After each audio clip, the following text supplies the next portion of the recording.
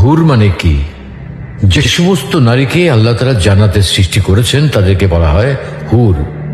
জান্নাতের রমণীদের আল্লাহ তাআলা জান্নাতি পুরুষদের জন্য উপহার হিসেবে রেখেছেন। আল্লাহ তাআলা তাদেরকে জান্নাত প্রাপ্ত পুরুষদের সাথে বিয়ে দেবেন, ফলে তারা স্বামী স্ত্রী হিসেবে চিরকালের জন্য জান্নাতে বসবাস করতে থাকবে। মহান আল্লাহ বলেন, كذلك وزوجناهم بحور عين আর আমি তাদেরকে বড় চোখ বিশিষ্ট হুরদের সাথে বিয়ে দেব। জান্নাতের হুর হবে চিরকুমারী ও সমবয়সের প্রেম সোহাগিনী।